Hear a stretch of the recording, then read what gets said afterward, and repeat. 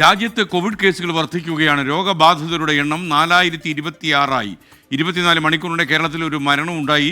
Covid വ്യാപനം ഉയരുന്നതിനിടെ സംസ്ഥാന ആരോഗ്യവകുപ്പ് മാർഗനിർദ്ദേശങ്ങൾ പുറപ്പെടുവിച്ചു. രോഗലക്ഷണങ്ങളുള്ള മുഴുവൻ ആളുകളും കോവിഡ് പരിശോധന നടത്തണം. ആശുപത്രികളിൽ കൂട്ടിരിപ്പുകാരുടെയും സന്ദർശകരുടെയും എണ്ണം നിയന്ത്രിക്കണം. ചികിത്സാ സംവിധാനങ്ങളുടെ പര്യാപ്തത ആശുപത്രികൾ വിലയിരുത്തണമെന്ന് നിർദ്ദേശവും വന്നിട്ടുണ്ട്. ആർ അച്യുതൻ ഡൽഹിയിൽ നിന്ന് ഏറ്റവും അവസാനത്തെ കോവിഡ് കണക്കിൻ്റെ വിവരങ്ങൾ നൽകും. അതേപോലെ തിരുവനന്തപുരത്ത് നിന്നും ആരോഗ്യവകുപ്പ് നൽകിയ നിർദ്ദേശങ്ങളെക്കുറിച്ച് MG പ്രതീക്ഷും സംസാരിക്കും.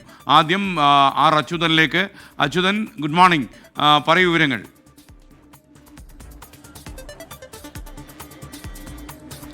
Good morning SKN. രാജ്യത്ത് കോവിഡ് കേസുകൾ 4000 കടന്നു എന്നതാണ് ആരോഗ്യ മന്ത്രാലയം ഒടുവിൽ പ്രസിദ്ധീകരിച്ച കണക്കുകൾ പരിശോധിക്കുമ്പോൾ മനസ്സിലാകുന്നത്. രാജ്യത്ത് 4026 കോവിഡ് കേസുകളാണ് നിലവിലുള്ളത്. ഇതിൽ കേരളത്തിലെ കോവിഡ് കേസുകളുടെ എണ്ണത്തിൽ ഒരു കുറവ് താരതമ്യേന ഇന്നലത്തെ വെച്ച് കമ്പയർ ചെയ്യുമ്പോൾ ഒരു കുറവ് ഉണ്ടായിട്ടുണ്ട്. 1416 കേസുകളാണ് നിലവിലുള്ളത്. അത് ഇന്നലെ 1435 കേസുകളായിരുന്നു. 24 മണിക്കൂറിനിടെ കേരളത്തിൽ ഒരു മരണം റിപ്പോർട്ട് ചെയ്തിട്ടുണ്ട്. 80 വയസ്സുള്ള ഒരാളാണ് കോവിഡ് ബാധിച്ച് മരിച്ചത്. രാജ്യത്ത് 24 മണിക്കൂറിനിടെ 5 മരണമാണ് കേരളം ഉൾപ്പെടെയുള്ള, അതായത് മഹാരാഷ്ട്രയിൽ 2 മരണവും പശ്ചിമ ബംഗാളിലും തമിഴ്നാട്ടിലും 1 മരണവുമാണ് റിപ്പോർട്ട് ചെയ്തിരിക്കുന്നത്. ഒപ്പം തന്നെ 24 മണിക്കൂറിനിടെ കൂടുതൽ കേസുകൾ റിപ്പോർട്ട് ചെയ്ത സംസ്ഥാനങ്ങൾ അത് ഗുജറാത്തും കർണാടകയുമാണ്. 59 കേസുകളും 58 കേസുകളുമാണ് ഇരു സംസ്ഥാനങ്ങളിലുമായി 24 മണിക്കൂറിനിടെ രേഖപ്പെടുത്തിയിരിക്കുന്നത്. എന്തായാലും നിലവിലെ കണക്കുകൾ അത് ഈ ഒരു വ്യാപനം കൂടുതലാണ്. പക്ഷേ ഇതുമായി ബന്ധപ്പെട്ട് കേന്ദ്ര ആരോഗ്യ മന്ത്രാലയം അറിയിച്ചിരിക്കുന്നത് ഈ രോഗവ്യാപനം കൂടുതലാണെങ്കിലും ഇതിൻ്റെ തീവ്രത കുറവാണ്. ആശങ്കപ്പെടേണ്ട സാഹചര്യം നിലവിലില്ല. മറിച്ച് എല്ലാ തരത്തിലുള്ള ജാഗ്രതകൾ പാലിക്കണം. സംസ്ഥാനങ്ങളോട് ഇതിനോടകം തന്നെ നൽകിയിരിക്കുന്ന നിർദ്ദേശങ്ങൾ, ആവശ്യമായ കിടക്കകൾ, അതുപോലെ തന്നെ മരുന്ന് ഉൾപ്പെടെയുള്ളവയുടെ സേവനം അതിൻ്റെ ലഭ്യത ഉറപ്പുവരുത്തണം എന്ന നിർദ്ദേശം ആരോഗ്യ മന്ത്രാലയം നൽകിയിട്ടുണ്ട്.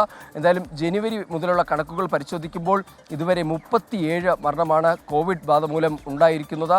എന്തായാലും രാജ്യത്തെ സാഹചര്യങ്ങൾ, കോവിഡ് വ്യാപനം ഉൾപ്പെടെയുള്ള സാഹചര്യങ്ങൾ സൂക്ഷ്മമായി നിരീക്ഷിച്ചു വരികയാണ് ആരോഗ്യ മന്ത്രാലയം. SKN.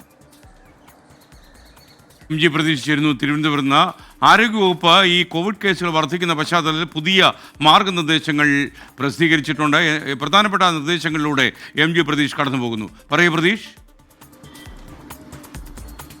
SKN, രാജ്യത്ത് തന്നെ കോവിഡ് വ്യാപനം രൂക്ഷമായതോടു കൂടിയാണ് ഈ സംസ്ഥാനത്തും പൊതുവായിട്ടുള്ള മാർഗനിർദ്ദേശങ്ങൾ ആരോഗ്യവകുപ്പ് പുറപ്പെടുവിച്ചിട്ടുള്ളത്. ഇതിൽ പ്രധാനമായും ഈ പനി ലക്ഷണങ്ങൾ ഉള്ളവർക്ക് കോവിഡ് പരിശോധന നടത്തണം എന്നതാണ്. ഏതെങ്കിലും തരത്തിൽ രോഗലക്ഷണം ഉള്ളവർ ഉണ്ടെങ്കിൽ അവർ ആശുപത്രിയിൽ എത്തുമ്പോൾ ആദ്യം ആൻറ്റിജൻ പരിശോധന നടത്തണം. ആൻറ്റിജൻ പരിശോധന നടത്തുമ്പോൾ നെഗറ്റീവ് ആയാൽ പിന്നീട് RT-PCR ടെസ്റ്റ് അവർക്ക് നടത്തണമെന്നതാണ് ഈ മാർഗനിർദ്ദേശത്തിൽ പറയുന്ന പ്രധാനപ്പെട്ട കാര്യം. ഒപ്പം ഏതെങ്കിലും സാഹചര്യത്തിൽ രോഗം ഈ കോവിഡ് ബാധിച്ചത് ഗുരുതരാവസ്ഥയിലേക്ക് പോകാൻ സാഹചര്യമുള്ള ആളുകളാണ് എങ്കിൽ അവർ കൃത്യമായി പൊതു ഇടങ്ങളിൽ ഇറങ്ങുമ്പോൾ മാസ്ക് ധരിക്കണമെന്നതാണ് മറ്റൊരു പ്രധാനപ്പെട്ട നിർദ്ദേശമായി പറയുന്നത്. ഒപ്പം ഈ ആശുപത്രിയിൽ രോഗലക്ഷണങ്ങളായി എത്തുന്ന മുഴുവൻ പേർക്കും കോവിഡ് പരിശോധന നടത്തണം. ഒപ്പം ആരോഗ്യ പ്രവർത്തകരെയും ആ പരിധിയിൽ കൊണ്ടുവരണമെന്നതാണ് ആരോഗ്യവകുപ്പ് പുറപ്പെടുവിച്ച മാർഗനിർദ്ദേശങ്ങൾ.